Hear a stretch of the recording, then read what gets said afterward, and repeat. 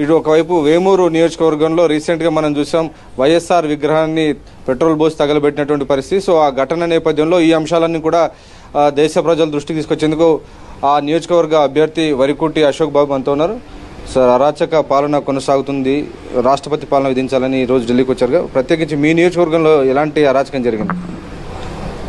మా నియోజకవర్గం వేమూరు నియోజకవర్గంలో బట్టిపోలు గ్రామంలో అద్దేపల్లిలో జరిగినటువంటి రాజశేఖర రెడ్డి గారి విగ్రహాన్ని పట్టపగలు పెట్రోల్ పోసి తగలబెట్టి వాళ్ళ యొక్క అరాచక పాలన ఎలా ఉందనేది చూపించారు. అంటే వీళ్ళు ఎందుకు చేస్తున్నారంటే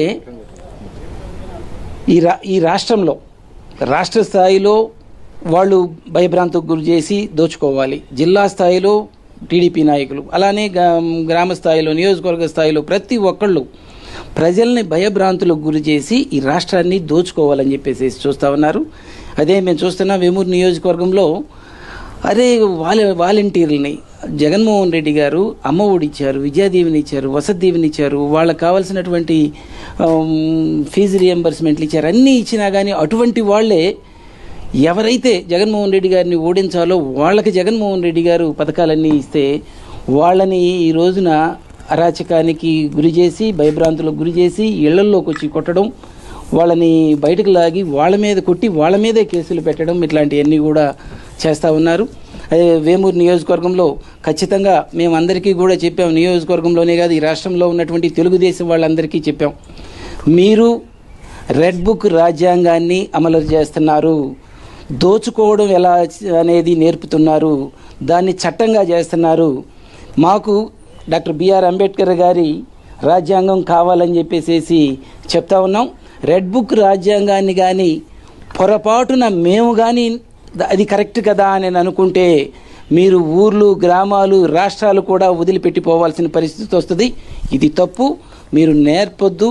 దోచుకోవడం, ఈ దాడులు చేయడం మీరు కానీ నేర్పితే మీరు ఖచ్చితంగా టీడీపీ వాళ్ళు నాయకులందరూ కూడా ఇబ్బంది పడతారని చెప్పేసి చెప్తున్నాం. ఈరోజు జగన్మోహన్ రెడ్డి గారు ఢిల్లీకి వచ్చి దేశం మొత్తం అందరికీ కూడా ఆంధ్రప్రదేశ్లో జరుగుతున్నటువంటి చంద్రబాబు నాయుడు గారు ఈ తెలుగుదేశం వాళ్ళు చేస్తున్నటువంటి దుర్మార్గపు పాలనని దేశం మొత్తం చూసే విధంగా చేస్తూ ఉన్నారు.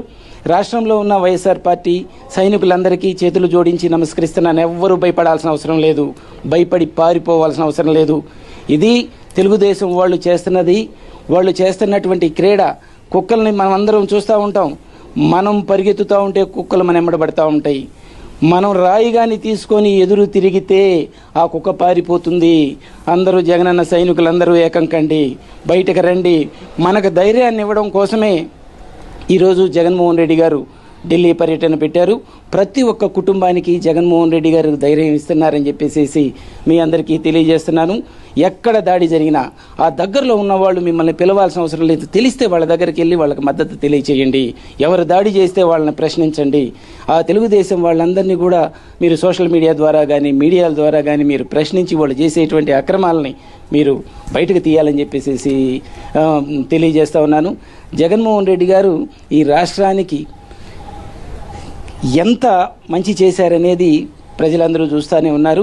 మనుషులేస్తే గెలిచినటువంటి ఓట్లతో తెలుగుదేశం పార్టీ గెలిచినట్లుగా అపాలన లేదు. మిషన్ల ద్వారా గెలిచినట్లుగా ఒక మిషన్లు ప్రవర్తించినట్లుగా ప్రవర్తిస్తూ ఉన్నారు. ఖచ్చితంగా వాళ్ళ ప్రవర్తన చూస్తూ ఉంటే ఈవీఎం మిషన్ల ద్వారా గెలిచినటువంటి ప్రభుత్వం లాగా కనిపిస్తూ ఉంది. మనుషులు, మానవత్వం అనేది లేకుండా పోయిందని చెప్పి